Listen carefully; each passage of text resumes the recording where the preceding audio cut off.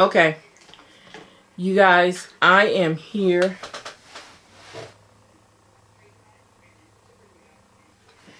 And I'm trying out some equipment, but in the meantime, let me take this off for right now. I'm coming to you guys because I wanted to kind of get you to some more information on what I am attempting to do. I'm in the process of starting a new radio station. It's called Universal Collective Network. I also have another one called Second to None Network, which are going to be both radio stations. Hopefully get everything working, everything formatted out, which sometimes can be very complicating if you're not really if you don't understand how to format and put a program together. Well, I'm learning. Oh my God, I'm learning. And I have a great mentor teaching me.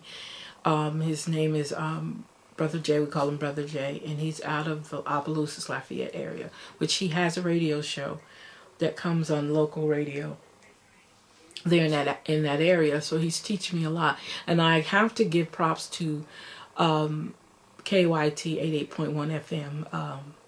If you guys remember, Tanya, that was my partner in my business, she taught me a lot about running the board and all that when I was working there. Oh my God, she taught me so much. And then I have Jackie Jacobs, which taught me the business side of radio and how to do the sales and all that. She taught me all of that. So I've had great mentors in my life to get me to the point where, can I do this? Yeah, I'm going to do it. If I can't, it doesn't matter. I'm going to do it. I'm going to try, and I'm going to continue to get the advice that is needed to make sure this happens. You guys, this is a big, exciting thing for me. And Universal Collective Network is going to be it. Definitely. And Second to None Network is also going to be awesome. So in the meantime, what I'm looking for, hopefully I can find, because I definitely need some talk shows. And one for sure I do need 2 teen talk shows. I want 2, not 1. I want a male talk show and I want a female talk show, teen talk show. I think it would be so awesome that we can get people together and talk, and then maybe they can do a show together with each other and, have a little debate or whatever. I think that would be awesome. Getting the open lines of communication between the two without the name calling, without that. And it's going to be a positive thing. Then we're going to have an adult show with adults who can say what they want, because I'm not going to try to tell people they can't talk. I'm not going to say that. But teenagers will not talk adult information. Talk adult conversations. I just don't think it's proper. I think they have a lot more to deal with on their own as individuals and as collectively than for us to, for them to talk about what grown folks do. It's not relevant. I think it's very important that we have a social issue show. I even want to bring sports if I can. Someone who likes sports and don't have a place to view their opinion about sports, that they're able to start their own sports show. I think that would be awesome too. I want to be able to, and that's why I call it Universal Collective, be able to touch every aspect of what Black is. I think it's awesome to do, and that's what I'm going to do. And I don't want you to get wrong. I don't want you to get me wrong about using the word Black and everything. I don't want us to be stuck in a little corner that's what we're going to do and that's all we're going to do. I want to keep it open. So Universal Collective means all of it coming together. I think that's very, very powerful name for a network. So I'm excited. Music, we're going to have a little bit of everything. I talk about Universal Collective Network, and my little tagline for that is always a sound you can invest in. The sound doesn't necessarily mean just music, but the sound that you can invest in. You can put it in your head and invest in it. You can use it. So those are the things that we definitely want to get out there. Also, with Second to None is probably going to be more of a musical type network where we play a lot of music, might have some interviews with some stars or people that are in the entertainment business. That's basically what Second to None is going to be based off of. I really think that's very important, music, because music is part of who we are. No matter how much we try to run from it, our original music is part of who we are. I think that's very important. I'm excited, you guys. And don't forget Red Journal Radio Show and Blog Talk. We're still there. I've been on Blog Talk this month of May. 8 years I've been on Blog Talk. 8 years. And I am so proud that I lasted this long. Awesome, awesome, awesome. So, so I want to just say thank you. We've been in, 8 years as of this month, January. I'm just so, wow. So, that's a good thing.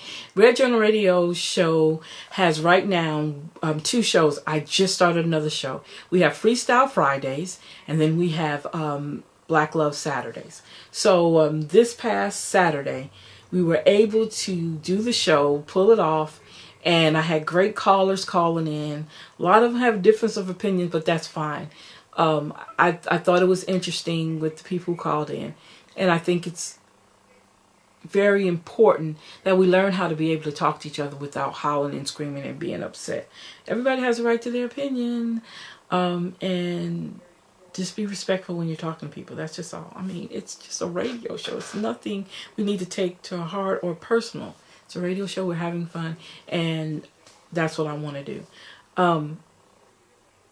We did have a great conversation, and the conversation basically is talking about how we can come together with relationships, Black love and relationships. Why do we have such a problem with us loving each other? Where does it start? And a young lady called in, and she was talking about having just having a female world without Black men, because Black men bring us down. We should go after reparations by ourselves and not share the wealth with the Black man, because the Black man brings us down every opportunity, every way they can. She thought that the ideal of us having babies and just only having girls, don't have any boys, so that we don't have to share the wealth with them. She says because whenever we share the wealth with them, they turn around and give it to a white man. To a white woman. And that bothered her, so she didn't think that they should do that. So some of her points were valid, and then some, like she said, it was radical. But, I gave her the platform to talk about it. Then a male called in,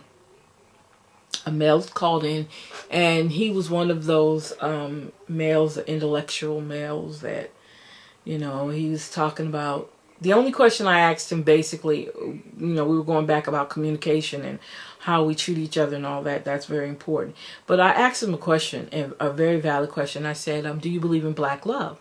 Well, instead of him just saying, yeah, I believe in Black love. Well, I believe in all human love. I said, that's not what I asked you. I asked you, do you believe in Black love? Because if you don't understand what I'm saying, the reason why I believe in I believe what Black love is. Black love is Black woman, man, and child. That's Black love to me. That's the only thing I see. That's the only thing that's interesting me. That's the only thing that I would spend time talking about. Black love. That's Black love to me. So he couldn't just outright answer the question. Then we were talking about diversity within our race. Within the Black people, and we discussed the ideal that I said my mom is kind of color struck with some of the family members. She likes light-skinned ones. She prefers the light-skinned ones to the dark ones. But she was taught that. And once you get a certain age, you're not going to change the way you were taught. That's just not going to happen. So we were talking about that, and that was one of the questions that came up when I said Black love. Well, are you talking about the light skin or the dark skin? No, I'm talking about Black love. If you consider yourself Black, then I'm talking about you. So he I guess eventually he got what I was saying, but it was amazing. My God, it was amazing talking to him. And I said, if you're available next Saturday, call back in next Saturday and see what we're talking about next Saturday. But this Saturday, I want to talk about trust. I think trust is a very important conversation that we don't have enough. We trust everything and everybody, but we don't trust the one we love. And I don't understand that. That's confusing to me. How can you not trust the person that you lay down next to every night? How can you not trust the person that you share your life with? Period. I don't get that. But we have women and men who don't trust their spouse or their lover or whatever. I don't understand that. I'm not going to be with you if you don't trust me.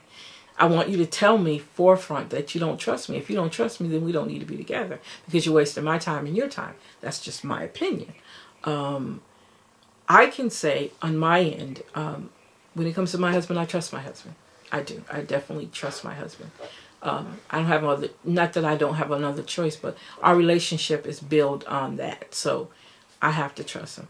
And sometimes I know a lot of people, when they're talking about relationship type conversations or discussions, they kind of absent-mind themselves out of it because it's not about me. It's about you guys, me telling you guys how you need to. No, I don't have the attitude. And believe it or not, my relationship wasn't always perfect. You know, we have some tweaks and twerks and quirks, but we worked them out. We became to the point where, hey, we're going to make this work or else. And when you're at that point, then you make it work. And now, like I said, we have fun, we laugh. We argue just like every other couple, but we laugh and joke and play around and talk about each other. Well, I mean, I love it. You know, people hear us talk and they're like, you guys are crazy.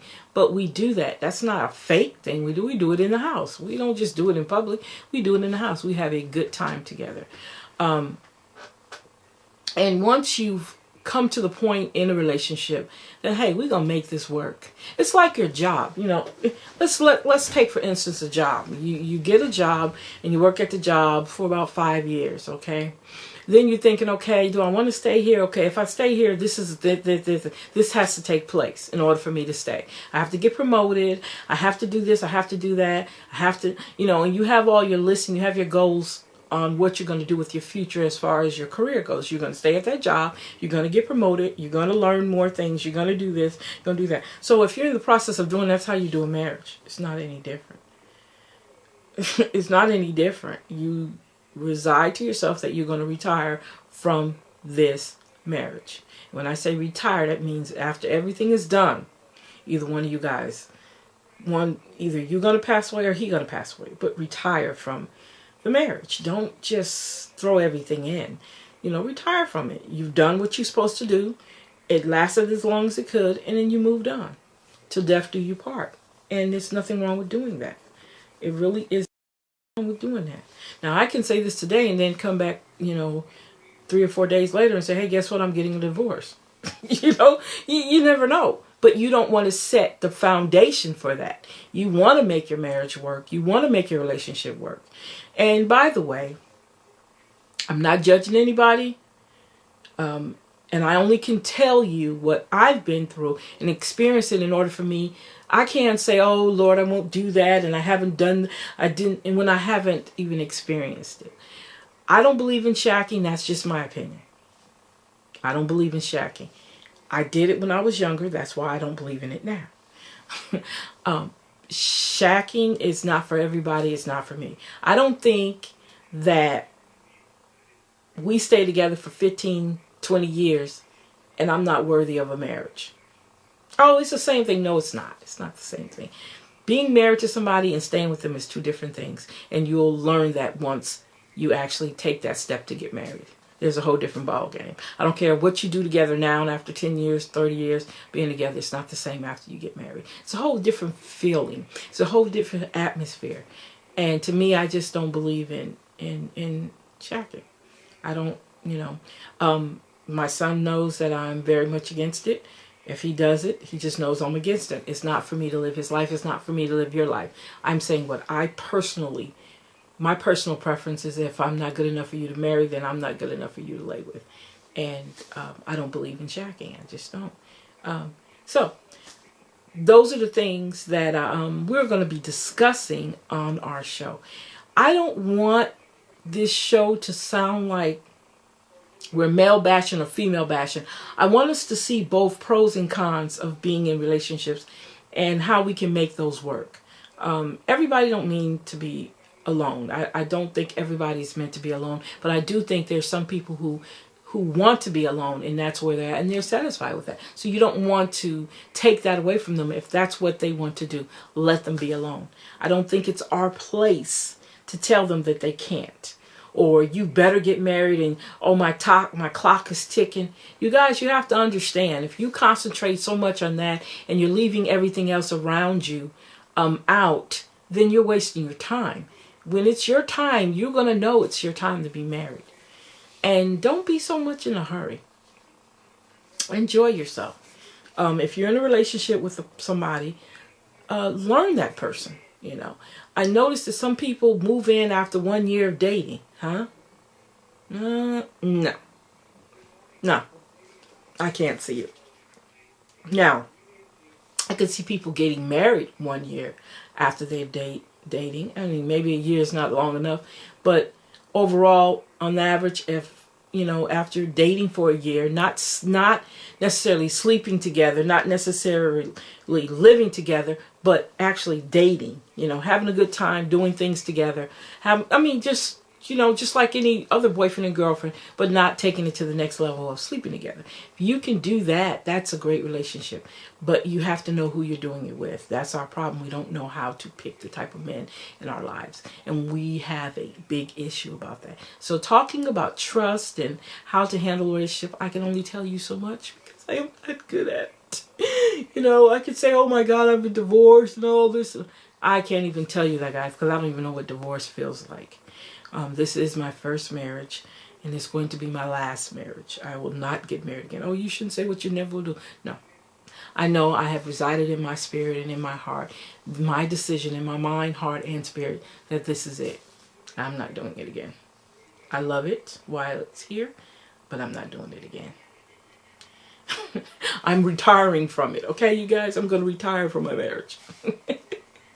Okay. Well, you guys, I want to say thank you for listening in. Please stay tuned. This is Head Full of Hair Productions. And don't forget, Freestyle Fridays on the Red Journal Radio Show on Blog Talk. Don't forget Black Love Saturdays on Blog Talk, Red Journal Radio Show. Both those shows come on at 8:30. If you're interested in having a show on my station, please contact me, inbox me, Celeta B. McCall at gmail.com. I'll leave all that information down there for you. Also, if you know any teens that would be interested, a male and a female teen that would love to have a show, radio show, please let me know. We will work something out and we'll get it going. Just contact me. Like I said, I'll leave all the information so you guys can see it. Take care. Love ya, and I shall return. And that's a bye-bye.